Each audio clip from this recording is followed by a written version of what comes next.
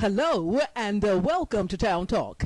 I'm your host, Rose Highland-Sharpe. This very inspirational program is brought to you by Highland Communications for storytelling, entertainment, music, and much more. Call at 910-528-0718. Stay tuned for Mitch Capel, given the life and legacy of his dad, Felton J. Capel I. This is recorded at Sandhills Community College, February 2019 for Black History Month. The program coordinated by Dean Alfreda Stroman. Giving the introduction to Mitchell, of course, Mrs. Dorothy Brower, and you'll see friends and family, including Mrs. Jean Walden Capel. Everybody in their place and space. Great professors, including Professor Kim Wade, and also Kim is the president of the West Southern Pines Civic Club Incorporated. And of course, Dean Alfreda Stroman over the diversity program at Sandhills Community College. Thank you. The president of the college, Dr. John Dempsey. So let's sit back, listen, and learn the legacy and life of Felton J. Capel I, given by Granddaddy Junebug, his son, Mitchell Capel. Enjoy.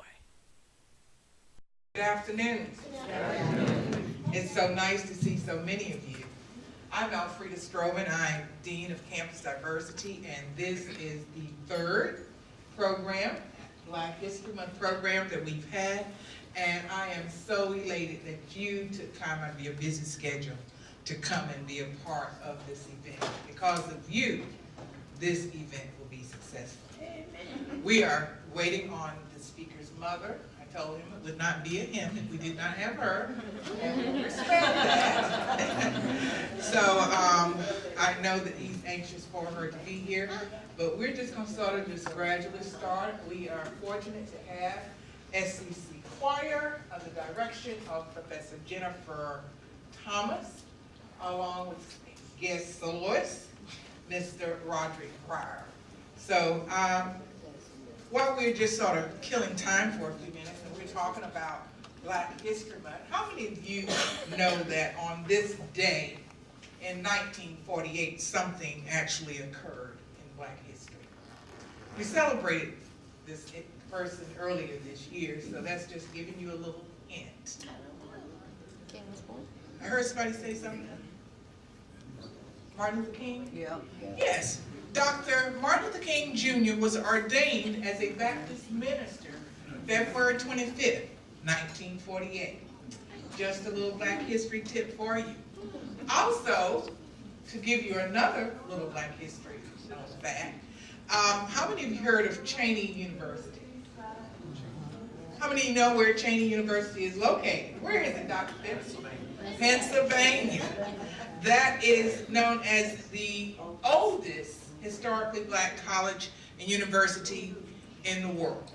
And it actually started in 1837, February 25th, 1837. And what would we be? We would be here if it had not been for Carter G. Woodson. Actually, this would be the actual week. The last week in February is the week that he actually started Negro History Week. Actually, on February 26, 1926, he started. So I think we're in line with history, and we are celebrating one of our very own, Mr. Felton Capel, the late Felton Capel. We are celebrating his life and honoring him because of his contributions, and we are so happy to have his family, his loving wife, Miss Jean. It's so wonderful to see you. Your son, as well as your daughter-in-law, and Mitch is going to shower us with lots of information this evening.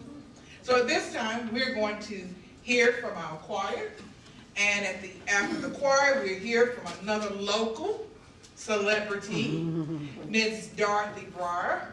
She has been connected to the Capel family for many years, and she is a family friend, and I found her to be one who could actually share some stories and give us a history. So sit back, enjoy, and I'll turn it over to our choir. Thank you.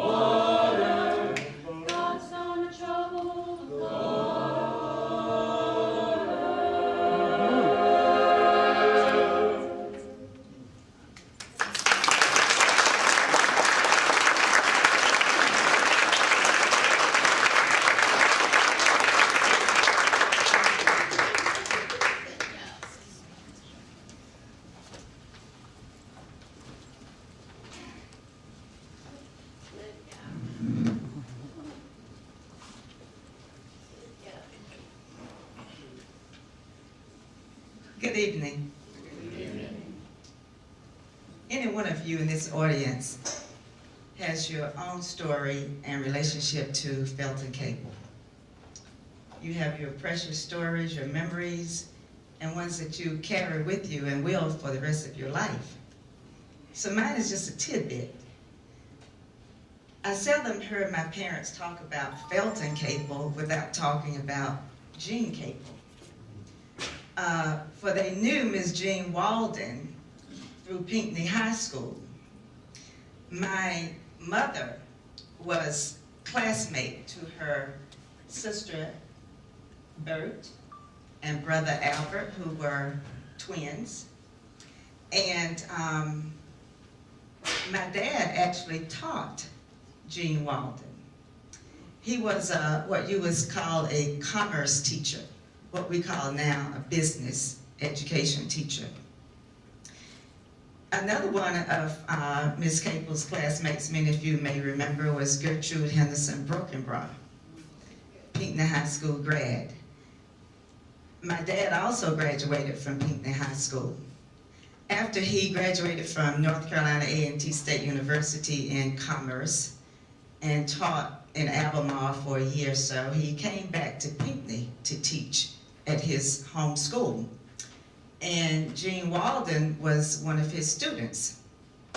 He taught typing, shorthand, and all the other business courses. And of course, had conversation with her, as he did many of his students, on what are you going to do? No, not what are you going to do. You will go to college after you finish high school. You're smart enough to do that. So they had that conversation. But one day, lo and behold, Jean Walden came to him and said, Mr. Brower, I'm not going to college.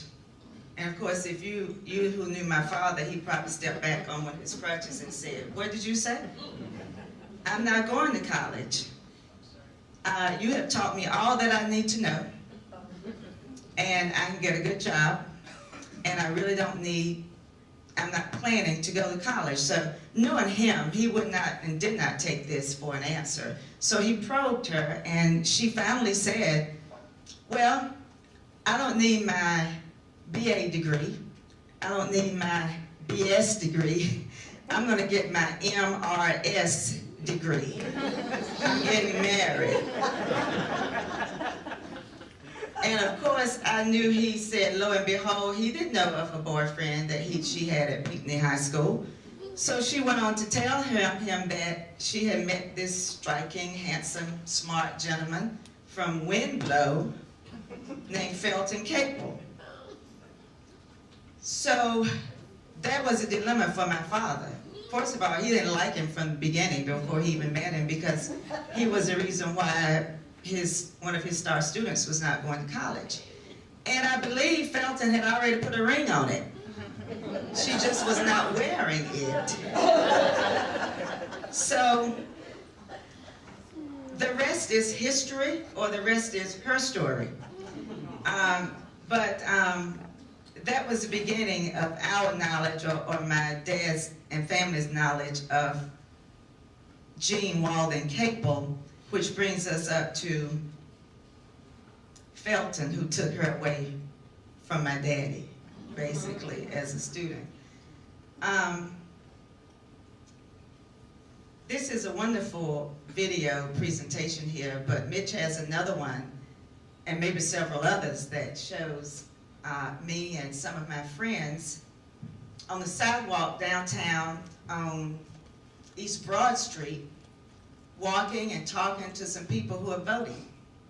We were not old enough to vote, but we had on our Sunday best, and I am sure Francis Sledge, our social studies civics teacher, told us there's an election going on.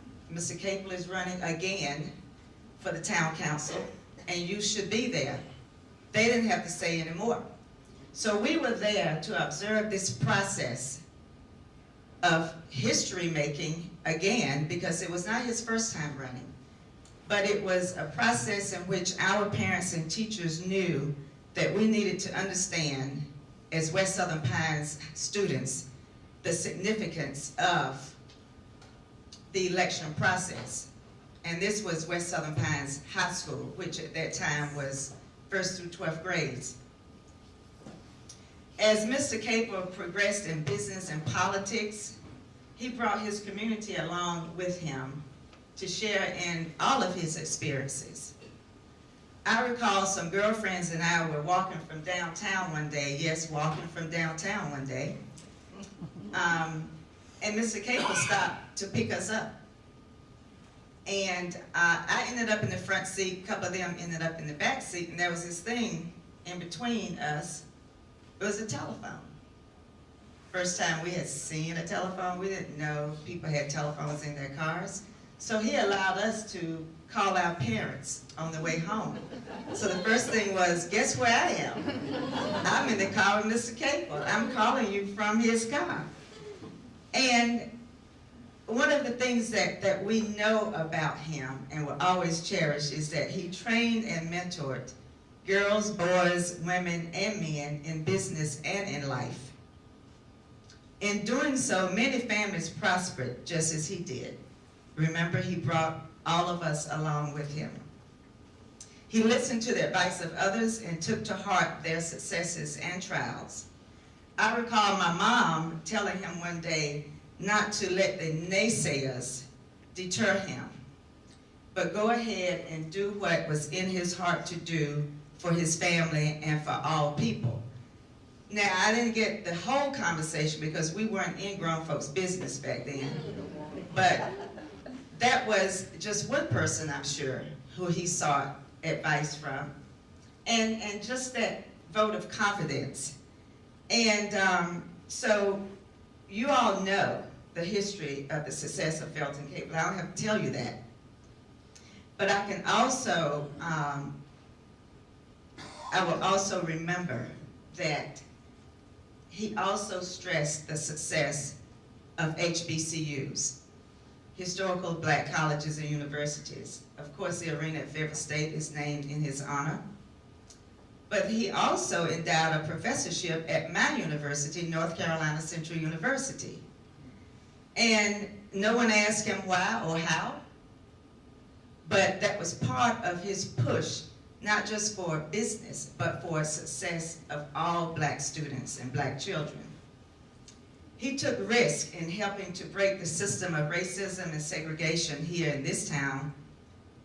He is known throughout the country and the world for his accomplishments. For those who he mentored and those who he birthed have taken his name and his accomplishments throughout the world. Can hardly go anywhere, even before his death and now, and mention that you're from Southern Pines, that no one does not know Felton Capel. His is a household name in more than one way. My mom and all her sisters bought Temptone, Presto Pride, waterless cookware. All the women that I know in my life, kin or not kin, bought that. He made it possible for families to have that.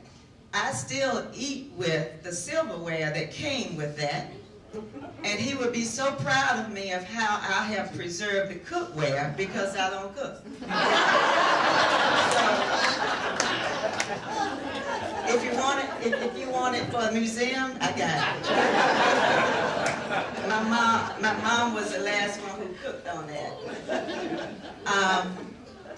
But by far, the greatest accomplishment of Felton and Jean Walden Capel was raising their three boys, Jeffrey, Mitchell, and Kenneth. I'm sure it was not an easy task, and I'm sure at some point you wonder, when will the girl come? They poured the best into their boys. Compassion for others, love of reading and African American history and poetry, practicality, responsibility to serve, and a quest for economic self-sufficiency. And they all became successful in their own rights. Tonight, the middle one will chat with you with pride about his dad. And we are all the better because Felton Capel was a part of our journey. So here we have world-acclaimed Mitch Capel, Granddaddy Junebug, who spreads joy all over the world just like his daddy. Mitch.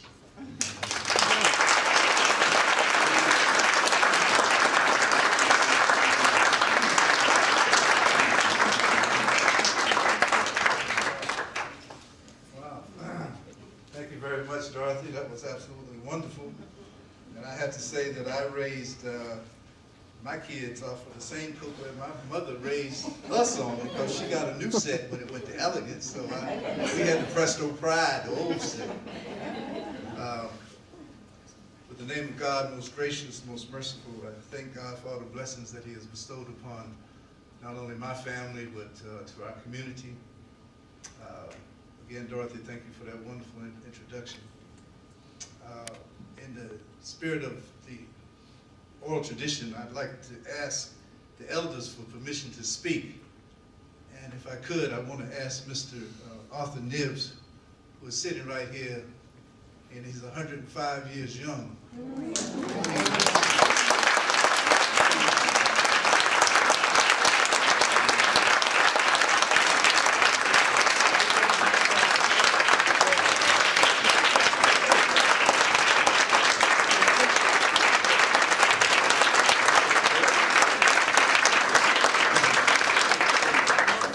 Before I talk about my father, I have to talk about him right quick.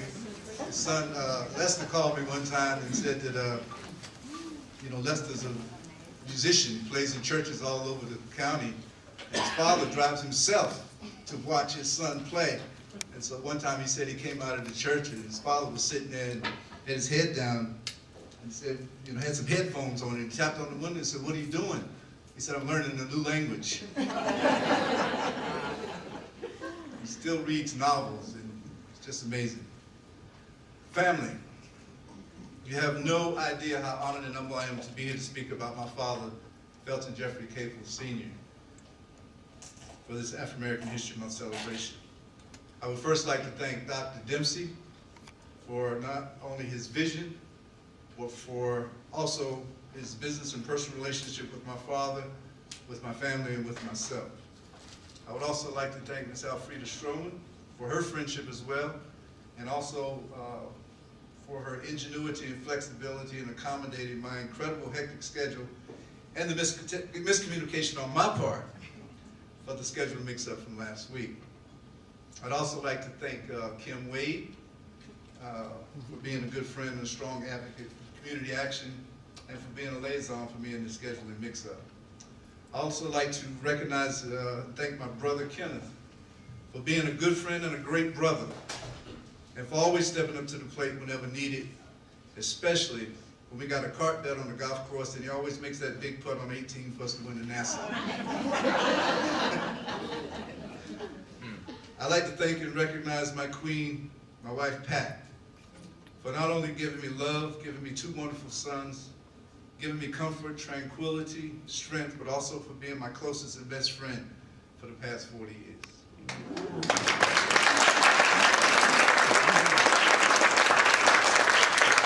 And last but certainly not least, I'd like to thank and recognize someone I've known and loved for over 64 years, my queen mother, Jean Walden Capel, for giving me life, nurturing, guidance, health, encouragement, not to mention good looks, and for being the wind beneath our family's wings. Felton Jeffrey Capel Sr. was born February 26, 1927. That's right. Tomorrow he would have been 92 years young. I entered his life on January 7, 1955, when he was a month shy of his 20th birthday, and my beautiful mother was 6 months shy of her 21st.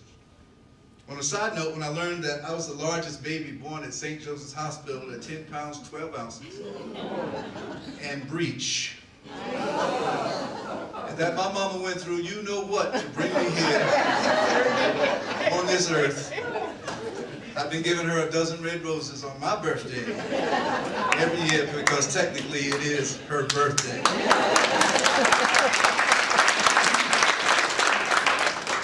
Also give my wife a dozen roses on my children's birthday as well, because she brought them into this earth, into this world. My earliest recollections of Felton J. Capel, or as all of us called him, Pop, was that he was a giant of a man, not only in stature but in character.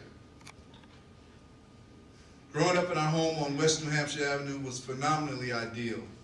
Both of our parents loved my brothers and I unconditionally, and on top of that, Pop was a great provider, and Mama was a great homemaker and an outstanding cook.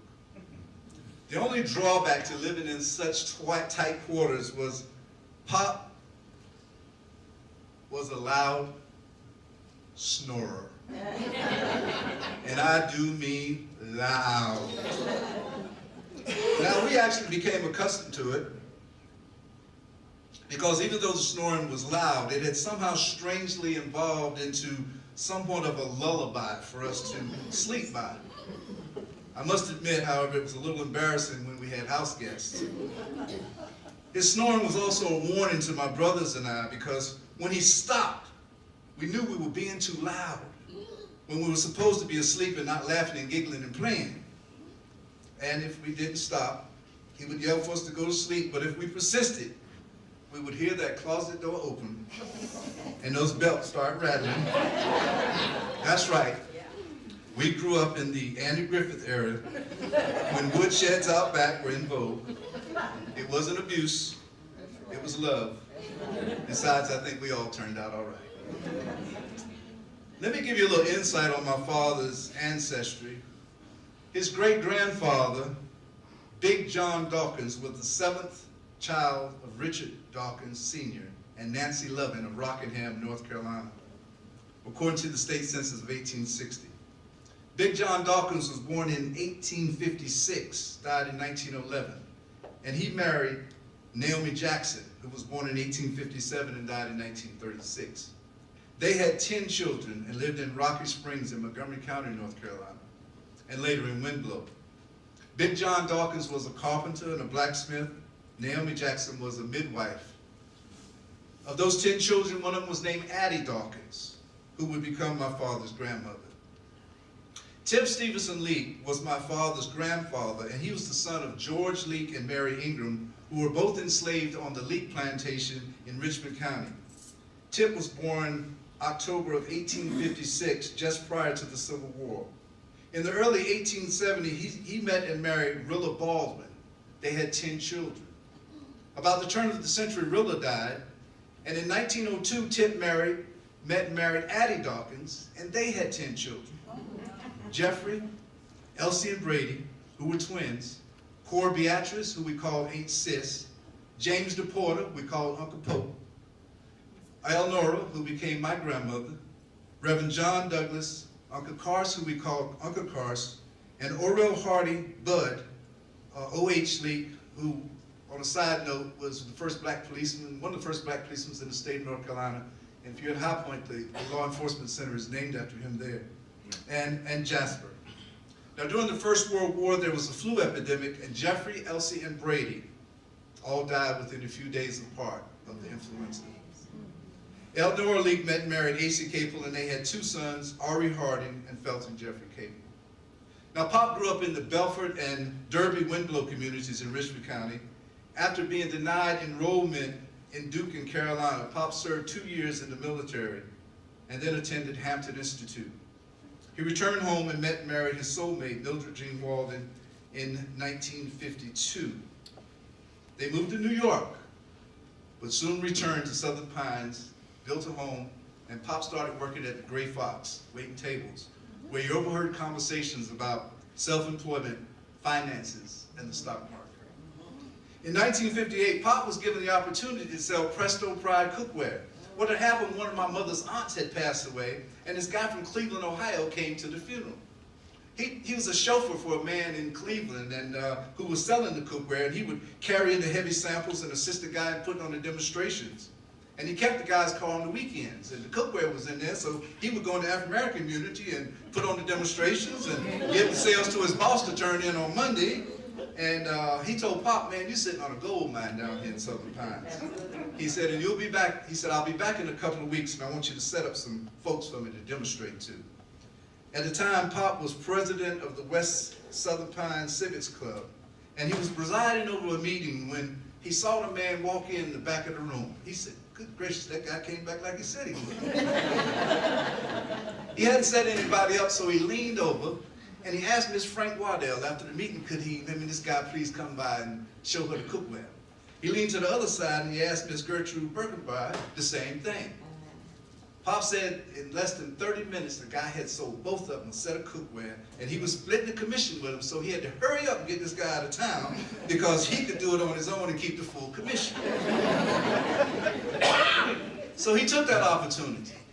And in 1960, he had broken international sales records with his sales force that consisted of men and women from all walks of life, including military personnel and even his high school principal, Mr. Scipio Booker T. Easton. The headquarters of Century Metalcraft Corporation, the manufacturer of Presto Pride, kept asking Pop for a picture of himself so he could publish it in their newsletters.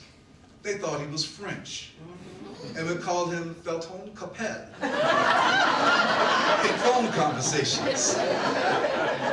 He never corrected him, and he never sent a picture. Until he became #1 in sales nationwide. And then he figured that they couldn't fire him and take a chance on losing him to another company. When it came time to host the big banquet to honor my father, all the large banquet halls here were segregated. When Pop approached the management at Howard Johnson's, they also turned him down, but out of curiosity said, "How many people are you expecting?" When Pop said about 500, they said, "What day you need?" As it turns out, the owner of that Howard Johnson's was none other than Floyd Gilmore. And he and Pop would form a lifelong relationship, and as most of y'all know, they quietly desegregated every business in Worth County by simply walking in. The bowling alley, the golf course, the skate room, sunrise movie theater, everything. Pop bought the rights and the mold to the design of the cookware in 1973 and changed the name from Presto Pride to Elegance. Talk about the Midas touch. Gloria, you was with him how many years? We won't say. Gloria Jones was my father's secretary from, I think she was only the second one he ever had. Anyway, Pop bought over 100 acres of property in Pine Bluff, and one tract in particular to have a place for his top managers and salespeople to meet and hold meetings. He first bought 50 acres on the northbound side of US Highway 1, and what he did was he hired a surveyor to set up his equipment out there on Highway number 1 and look through it. The guy said, "What you building?" Pop said, "I ain't building nothing. I just want you to set up that equipment and stand there and look at it." And he told his secretary, he was in that little building on Pennsylvania Avenue right now across the street from the Douglas Center that's now a beauty salon. That was his office after he came up out of the basement on 1009 West New Hampshire Avenue. So he told his secretary at the time, "I guarantee the man that owns that property across from those 50 acres I just bought will be giving me a call before noon." Sure enough, the man called and said, "Mr. Capel, I see you got a survey over there looking at the 50 acres you bought. What are you planning on building?" Pop said, "A colored nightclub." He said, "No, Mr. Capel, you don't want to do that." He said, "I got a land over here and I got a building already on it." He said, "No, we already got our architects and we already got our investors and we already planning on putting this colored nightclub." He said, "Please, Mr. Capel," because he knew if my daddy put a colored nightclub across from his place, his property value would shoot straight down to nothing. So Pop ended up buying the property from the guy. They closed at 4:45 in Carthage on a Friday so that this man would have time to get his family out of town. Because if folks found out that he had sold his property with that lake on it down in Pine Bluff to a black man, they would have skinned him alive. Talk about psychology 101. Pop added 5 rooms there on top for his top managers to stay overnight if they needed to. Eventually people wanted to have family reunions there, and the Cardinal Park Motel and Recreation Center was established. Busloads of groups from as far away as New York filled the park every weekend with cookouts, fishing, swimming, basketball, volleyball, horseshoes, just good, wholesome family fun. He even established the Cardinal Club with a membership that raised money through pageantry for scholarships. Eventually a nightclub with a stage was put in where some of the top bands and entertainers in the state would come to perform. He told me that later he sold the 50 acres on the northbound side to the Louisville Slugger Corporation for more than double he had paid for both pieces of property. Talk about economics 101. Pop tried his hand at politics, ran for city council, was re-elected over and over again, and eventually elected mayor pro tem. He became involved in the civil rights movement and caught the eye of North Carolina Governor Bob Scott. Governor Scott placed Papa on the North Carolina Board of Conservation and Development. Later, he was placed on numerous boards, including Southern National Bank, Wachovia First Bank, the Red Cross, the Boys and Girls Club, just to name a few. He was District Governor of Rotary International, Chairman of the Board of Trustees at Fayetteville State University. He was named North Carolina Businessman of the Year, along with numerous other awards, too many to name here. His philanthropic endeavors are paramount as well. The Felton and Jean Capel endowed scholarships at several universities in North Carolina, including here at Sand Hills Community College, allows students the opportunity for an education who otherwise couldn't afford it. His generosity and philanthropy garnered Fayetteville State to name the new sports arena after Pop. And there's also an endowed chair in the performing arts in his name at the university as well. And of course, we know Felton Capel Lane here in town, which is, thank you, Carol Haney, if you're here, in the town council. If I had $1 for every time someone came with me and told me how my mother and father had helped them along the way, I would have enough capital to renovate the Cardinal Park and build a hotel and convention center on site. He had a vision for that park in Pine Bluff, and now that I've been thrust in the position of family patriarch, my plan is to fulfill that vision. As the old folks say, God willing, and the creek don't rise. I think it can not only be a monument to our parents' legacy, but also an asset to the folks, not only in Pine Bluff, Moore County, and for generations of people from all walks of life in North Carolina for decades to come. Pop often recited a poem. He had it memorized, and he loved this poem, and I think there was an article in the paper that called him this. It's called The Bridge Builder, and it's by Will Allen Dromgoole. An old man going a lone highway came in the evening cold and gray to a chasm vast and deep and wide through which was flowing a sullen tide. The old man crossed in the twilight dim. The sullen stream had no fear for him. But he turned when safe on the other side and built a bridge to span the tide. Old man, said a fellow pilgrim near, you're wasting your strength with building here. Your journey will end at the end of day. You never again will pass it this way. You've crossed the chasm vast and wide. Why build this bridge at eventide?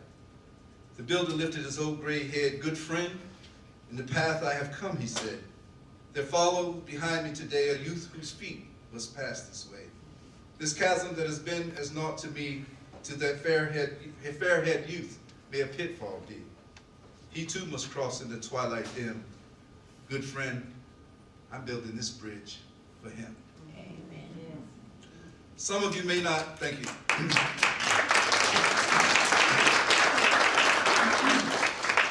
Some of you may not know this, but Pop was also a great athlete. He was a member of the boxing team at Hampton University and once played semi-pro baseball. I remember vividly his tennis matches at the Clay Hole, now named the Pool Park. There used to be a tennis court up there. He had a mean serve and he was very competitive. Later, Pop was introduced to golf, and his self-taught swing gave him wins at several tournaments, including both the Lee Elder Celebrity Pro-Am, where he hobnobbed with the likes of Joe Louis and Althea Gibson and Flip Wilson and you name it. And then he also at the North Carolina Minority Golf and Tennis Tournament that was held annually here at Mid-Pines. My two brothers and I eventually picked up the game, and along with Pop, man, we made one great foursome. Pop also never missed a single game that Jeff Ken or I played in, whether it was football, baseball, or basketball, he was always there. And when my nephews were playing basketball for Duke at the University of North Carolina at Chapel Hill, yes. The two schools he was unable, I had to pull for Duke for 4 years, the worst 4 years of my life. Anyway. I don't know what was wrong with that boy. Anyway, when they were playing basketball for Duke and the University of North Carolina, Chapel Hill, the two schools he was unable to attend due to segregation, he was about as proud as a puppy at his paws. And when they were on TV playing, you better not call the house when that game was on. You had a better chance than him and my mother picking that phone up during a thunderstorm. And they were old school. They never picked the phone up during a thunderstorm. Cut off the lights. Get in the middle of the room. Y'all know. He was passionate about everything he did. He taught me that family was the most important thing and how important it was to love each other and support each other, no matter what. He cheered for all 7 of his grandchildren equally, regardless of which sport or endeavor they were involved in. I started working with Pop in the cookware business in the late 70s after leaving Howard University. A few things I learned firsthand from him during that time was to have a good work ethic and possess positive energy and have a contagious attitude. He always told us that your attitude more than your aptitude determines your altitude. I remember as a youngster riding with Pop in his car. He would wave at everybody. Just wave at everybody. Everybody didn't wave back at him. He waved anyway with a big smile and sometimes with a quick toot of the horn. Some people did wave back as eager as he did, some not at all, and some would wave with just one finger. It didn't matter to him because nothing or no one could change his positivity. He also taught me the meaning of the old saying, the early bird gets the worm. I was still in college mode, or more like party mode, when I first started working for my father. And he would call me about 10 o'clock in the morning and wake me up. And he could hear it in my voice. He said, "Man, you still in the bed? You should have been up hours ago.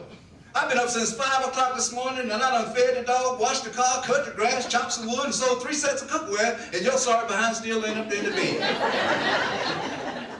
He had a way of getting you motivated, right? Thanks to Pop, now I get up with the sun every day. I start my work, and I've learned by getting up with the sun, my energy level gets up. And as the sun rises high in the sky and reaches its peak, my energy level rises and reaches its peak. And as the sun begins to set, so does my energy. But what happens is, I seem to get in tune with the universal order of life. I seem to get on the straight path. And blessings and good seem to just fall in my lap. I love hard work and trying to make things better every day, better than they were before I got up that morning. Another thing Pop gave me was an incredible sense of humor and the gift of gab and endless supply of stories. He always told us stories about on the creek, especially about Ed Leek. Ed Leek was actually my grandmother's half-brother, but to show you how close the family was, he was Rilla's son, but they lived right next to each other. And Uncle Ed and Uncle Carson, Uncle Pope, they always played games and always talked junk and lied, and they had lying contests back then. And actually, they called it "you win." Whoever told the biggest lie, they said "you win." But Pop told me one time that Ed walked up on Uncle Pope, who was sitting there on a bucket, and he was fishing. And Ed said, "Pope," said, "if I guess how many fish you got in that bucket, will you give me one?" Uncle Pope said, "I'll do better than that. I give you both of them." So Ed scratched his head and thought about it. Finally, he said 3. Uncle Pope said, "No, you missed it by 1. I got 4. The next thing Pop taught me was a handshake. It wasn't simply a soul shake, because as our hands separated, he gave me a kind of a tap on the back of my hand. That little tap meant that everything was all right and everything was going to be all right. I started tapping the back of his hand simultaneously, and that became my sort of secret handshake. Another thing Pop gave me was this worn, and I only bring this out on special occasions, this worn, raggedy, torn, old, but well-loved book, The Life and Works of Paul Laurence Dunbar. A book that had been in my family for generations and generations, and read by Big John Dawkins and Naomi John Dawkins, by Tip Stevenson Leak and great-grandma Addie Dawkins, and all of their 10 children, especially Mom, Pop's mother, who read to my brother Jeff and I from this book when we were just toddlers and would spend the night with her. Pop gave me this book, and I couldn't put it down for 7 years. I started memorizing everything in this book because it was so loved. The pages were worn and missing. I mean, you could tell it was just a well-loved book. And so I memorized most of it and made a career out of it by becoming a professional storyteller. Pop always said that he wished he had given me this book before I went to college because it would have saved him a whole lot of money. The next thing he gave me, and this picture's in one of the slides up here, was these pants. Wow. These pants belong to Big John Dawkins.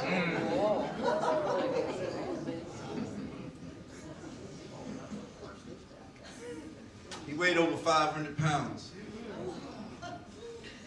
These pants had been kept by Addie Dawkins and passed down to my grandmother, Eleanor Lee. My Aunt Sis was given his shirt. And now her daughter, Aunt Phyllis, has it, who is Tony Terry's mama.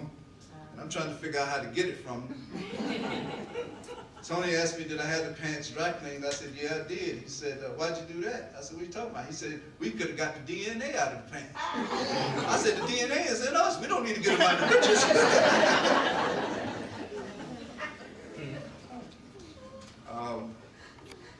Those were actually his knickers. He was about 6'8", as I understand it. One of my favorite stories that Pop loved, one of Pop's favorite stories, it actually became one of mine, is a story by Paul Laurence Dunbar. And it's one that wasn't published until later. It was found and published by Joanne Braxton, University of Virginia Press, where they found about 60-something poems of his that were never published. Of course, I had to put the suspenders on here in this rope so I could keep them on. But I actually perform in these pants, and this is one of the stories I love telling. You see,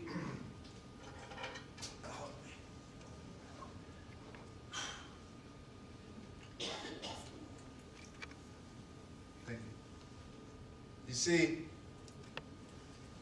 he stood beside the station rail, a Negro aged and bent and frail. His palsied hands like the aspen shook. A mute appeal was in his look. His every move was pained and slow. His matted hair, white as snow. He noticed our questioning looks and said, with a solemn shake of his orrery head,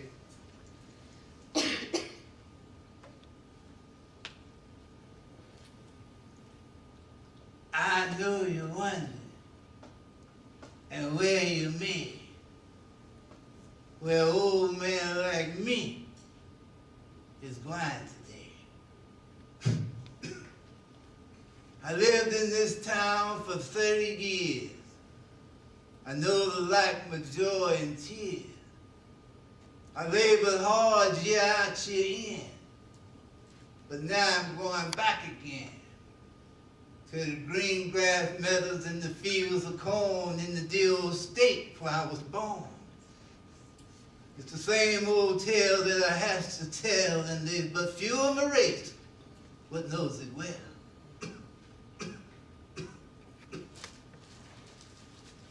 When first the proclamation come, I felt too free to stay at home. Freedom, it seemed, was a gift divine, and it seemed the whole wide world was mine. Then I was spry, and my hair was black, and this troublesome crick wasn't in my back. My soul was always full of song, 'cause my heart was light, and my limbs were strong. And I wasn't afraid to show my face to the sturdiest worker on the place.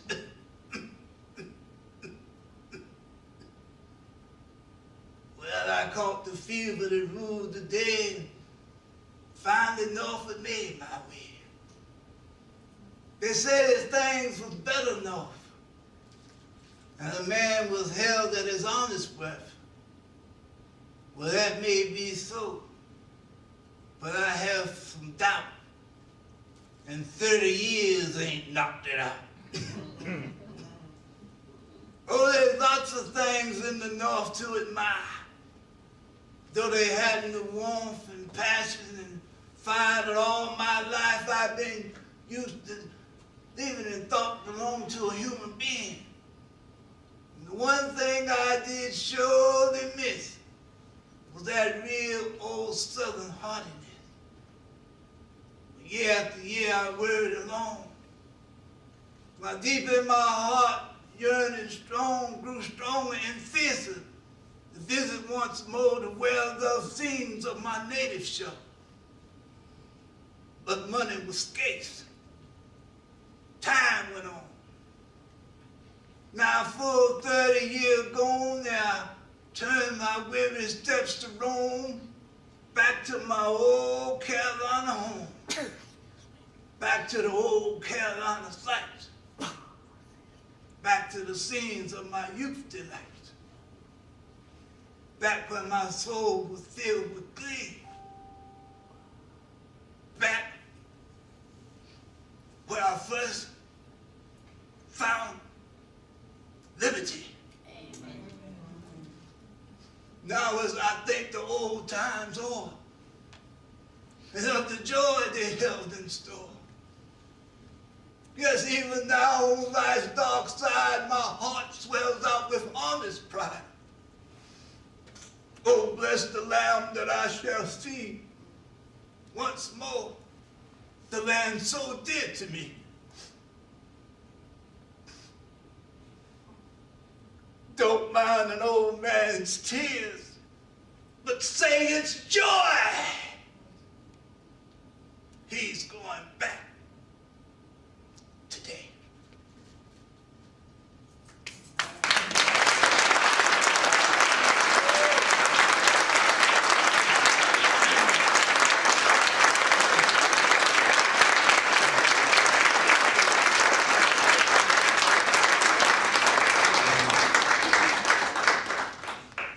On February 26th of last year, I went to hospice to see my father and wish him a happy birthday before leaving to have to catch a flight out of Raleigh to Washington, D.C. to do a show at the Census Bureau for African American History Month. My good friend Vincent Gordon had booked me to do my show when they listed colored soldiers about individuals of African descent who fought in the Union Army during the Civil War in honor of African Americans who served in the military. Pop's eyes were closed. His breathing was hard, but that sweet lullaby of a snore was as strong as ever. Before leaving, I did our secret handshake. I kissed him on the forehead, and I told him I loved him. And I begged him to hold on one more day, because I'd be back tomorrow. As soon as I walked out, I began to cry uncontrollably, because in my heart, I felt that would be the last time I would see my father alive. On February 27th at the Census Bureau, I dedicated my performance to Pop, my uncles, and all of those military veterans of color who fought for this country, but were denied equal rights to life, liberty, and the pursuit of happiness. Show over. Vincent Gordon rushed me to the airport, and he offered to bring my checked luggage with him the next day, because he was going to be driving down to North Carolina. That way I could save time by not having to check any bags. I landed in Raleigh. I drove straight to hospice. I called my wife, Pat, and I told her I was on my way to see Pop. I was going there first. As I neared his room, I could hear that sweet lullaby. He was snoring. I walked in his room and with tears in my eyes, I said, Pop, you waited for me, man. You waited for me. Thanks, Pop. You're amazing. I can't believe you waited for me. I took his hand and I did our secret handshake. I tapped the back of his hand, letting him know that everything was all right and everything was going to be all right. I kissed him on his forehead and I told him I loved him. And I pulled up the chair and I plugged in my cell phone, because my plan was I would stand there the rest of the night. After about 30 minutes, as I sat by his side, so proud and thankful that my father, Felton Jeffrey Capel Sr., had granted me one last wish, that he would hold out just a little bit longer. And all of a sudden, the room fell quiet. He had stopped snoring. A rush of warm air closely came sweeping by me, and I looked up and witnessed my father's transitioning. Angels filled the room and seemed to surround him. As his spirit was ascending, I heard the words, "Well done, my good and faithful servant." I started reciting the 23rd Psalm. "Yea, though I walk through the valley of the shadow of death, I will fear no evil. For thou art with me. Thy rod and thy staff comfort me." I took his hand, trying to hold on to him for as long as I could. But then it dawned on me. I had Big John Dawkins' pants in my carry-on bag in the car. So I ran out to the car, same pants that Pop had. And Uncle Henri said they used to crawl through the legs as toddlers. I ran back when I got these pants, and I laid them over my father. And I said, "Pop, say hello to Big John Dawkins for me. Say hello to Ma and Tip Stevenson-Leak and Addie Dawkins-Leak. Say hello to Jeffrey and Elsie and Brady. Say hello to Aunt Sis and Uncle Carson. Say hello to Uncle Pope, Uncle John, Uncle Bud, and Uncle Jasper. Say hello to Papa and R.E. Say hello to Grandma and Grandpa Walden and Aunt Clara and Uncle Alvin and Mama's sisters and brothers and Uncle T.R. and Aunt Louise and Brenda and Reverend Peak and Mama Peak. Say hello to all the ancestors for me as God welcomes you into his kingdom." The words of Paul Lawrence Dunbar came to me, and I started saying, "It is as if a silver cloud were suddenly grown mute, and life songs with its rhythms warred against a silver lute. It is as if a silence fell where bides the garnered sheaf, and voices murmuring, 'It is well,' are stifled by our grief. It is as if the gloom of night had hit a summer's day, and willows sighing at their plight bent low beside the way. For he was part of all the best that nature loves and gives, and evermore on memory's breast he lies, and laughs, and lives." There has not been a single day in my life as a child or as an adult that I was not proud to be the son of Felton Jeffrey Capel Sr. Thank you.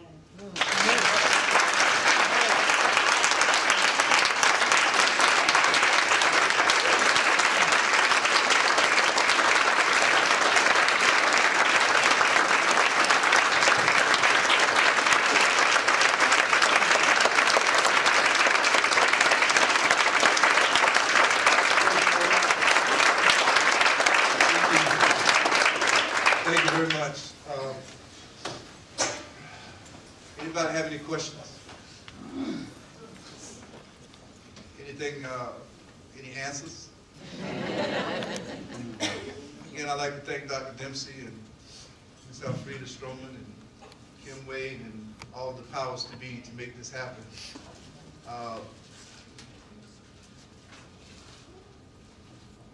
My son, Chris, at my dad's funeral, gave a outstanding, I guess you would say it was a eulogy, a tribute to my father. And I was tempted just to copy off what he did, but I stayed away from even listening to it or watching it because I knew I would try to. But anyway, I've been toiling at this, and it's given me closure because I didn't get to actually, I couldn't speak at my father's homegoing service, and I wouldn't if I could, but it's sort of given me closure. But he loved this community. He loved Southern Pines. He loved everything about it. He left his heart and soul right here. I mean, he went to New York, but you know, he's from Windblow, man. He can't stay up in that city. He got back here in a New York minute. He did. But if anybody does have any questions, yes, sir. Which one of your brothers is the father of basketball players? My brother Jeff. Yes. Is he a surviving brother? My surviving brother is Kenneth right here. Yeah, Jeff passed November before my father did. And what are the two basketball players doing now? Little Jeff is the head basketball coach at Pittsburgh. It's his first year, so he's in the ACC, and his brother Jason is the assistant coach. So, And I have my two sons, Christopher and Julian. Julian actually played at Virginia Commonwealth when Jeff was the coach there. And he met his wife, Megan, there. And Julian has just got his PhD from Fayetteville State. Now he's at the University of South Carolina, director of something down there. Once you get a PhD, boy, those colleges start coming after you. God bless them. And my son Chris is in Memphis working with communities and schools. Yes, sir. What is your vision for the Cardinal Park? Oh, great question. Well, first of all, I just want to start cleaning it up and getting it back up. But I don't know. Recreation was my father's thing because back then there wasn't a pool park at the time, nowhere for African American kids to go swimming. And a lot of kids were drowning in lakes around here that shouldn't have been. But I think I'd like to open it back up. I'd really like to do a campground and total recreation, basketball, volleyball. I'd like to either put cabins down there or a hotel, partner with maybe a hotel chain, do something like that. I grew up there because I grew up in Hop. Yeah, I'd like to do a wedding venue. I mean, I want to do it all down there. I want to have everything. Disc golf, you know, driving range, you know. But I just, you know, like to do something with it. And either I'm going to get an architect in there to see if we can save the building, or do we need to bulldoze it down and start all over. But I'm sentimental. It's all nothing but cinder blocks, but, you know, let's build around the cinder blocks. You know, it's just I was 7 years old when my father bought that park. I was 7, and loved every minute of being down there and swimming and fishing, and my kids grew up there. And I wanted to open back up because I have a grandson now, and I want him to be down there experiencing the same thing. And when I'm down there, I'm as close to my father. Right, I love going down there because I'm as close to him when I'm down there. I can just see everything he saw. And there's a picture, one of my favorite pictures of my father is him sitting on a bench down at the lake with his mother. And he's doing like this, and you can tell he's explaining his vision to his mother, what he wanted to do to the park. And he did. He took it as far as he could go. He did.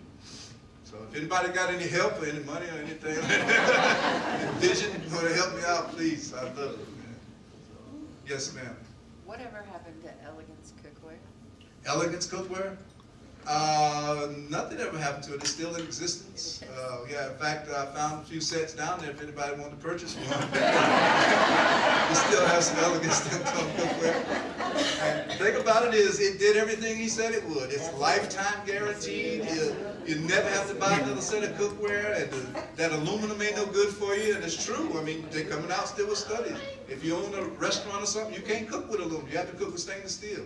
So it lasts a lifetime. And he sold replacement parts, And he knobs sold- and handles, everything. I ran into a lady at the coalition yesterday, and she asked me for parts. She needs handles, and I said, text me, and I'll see if I can get you some handles for that cookware. Charles Waddell still has the set his mother bought from my father, and he's asking me for some handles. He needs it. The trick is, when the screws get loose, you got to keep tightening them up. The screws ain't but that long, so you got to tighten them up until they start getting loose in the handles.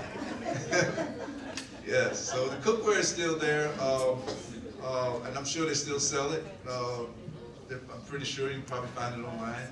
It's over thousands of dollars now, but for me, I can get it to you for like $5.99. Stainless steel lifetime guarantee. My only regret is that I did not videotape my father putting on a demonstration. Boy, that was a work. You thought he was a magician up there flipping them pans. Oh man, it was amazing. So my only regret. I kept saying I want to videotape Pop doing that, and I never got around to it. Yeah, it's a magic show, man. Better looking with better cook, and he couldn't cook a lick. He acted like he was a chef boy out there. He couldn't cook nothing. My mama did all the cooking. My mama did all the cooking. Yes, that was fun. Any more questions? I'd like to thank all of you for coming out here this evening. This has really been a blessing for me, a blessing for my family. God bless you. I love you. Peace.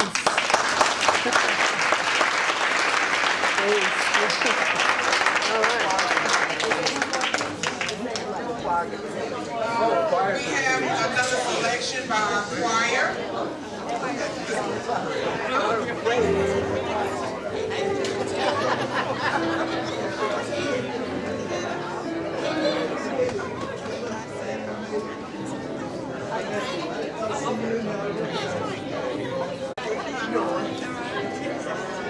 Mitchell, they know you're gonna make people cry. We should have you cry. too, I was like,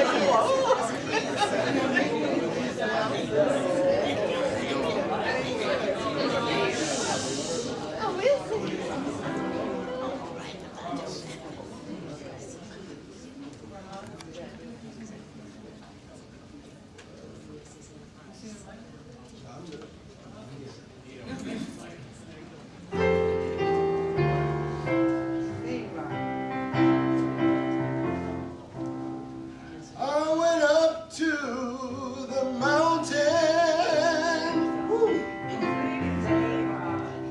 because you asked me to. Up over the clouds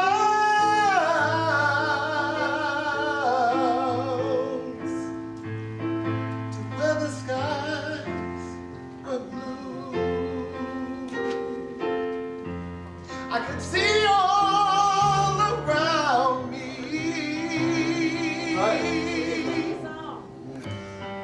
Everywhere. I could see all around me.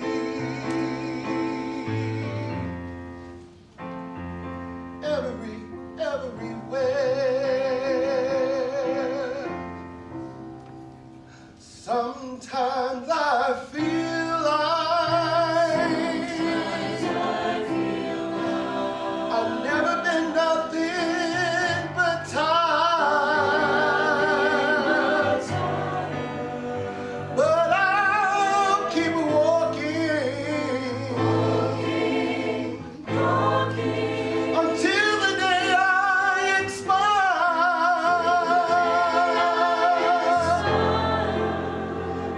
Sometimes I lay down. No more can I do.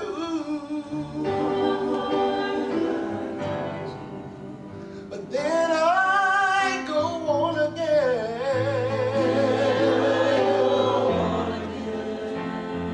Just because you ask me to. Some days I look down. Some days I look down. Afraid I will fall. And though the sun shines, there's nothing at all.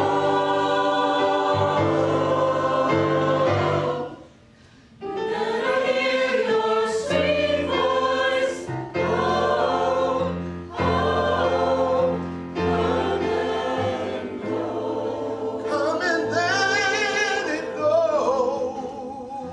Telling me softly. Telling me softly. You love me so. The peaceful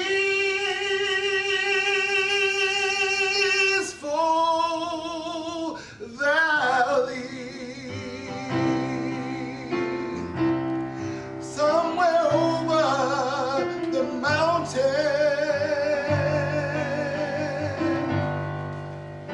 the peaceful valley that few come to know.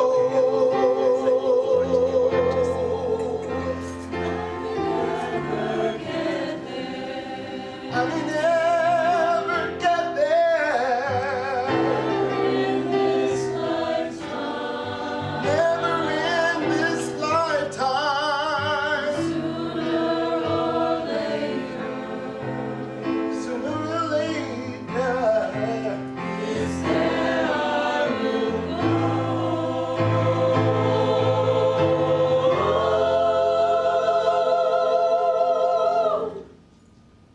Sooner or later.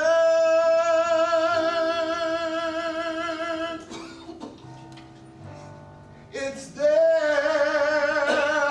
I will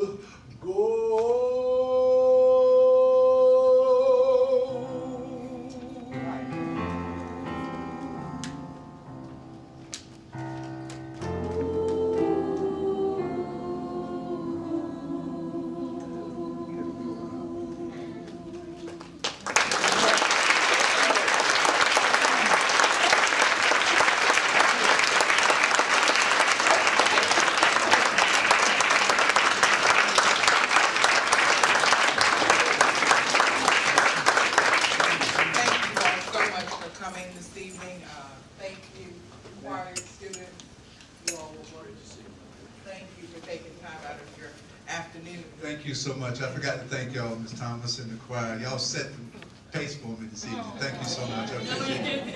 Thank you. At this time, I would like to remind you that we have one more Black History program tomorrow at 11 a.m. in Blue Hall. In the Commons area, we have the one and only, he's standing, Attorney Al McShirley. He is the civil rights attorney. There is a documentary that Cash Michaels produced, and it is Al, My Brother. It is something to see. So come and celebrate as we those of you who are not doing anything tomorrow morning at 11, I'll look for your face in the place. Thank you. Have a good evening. All right.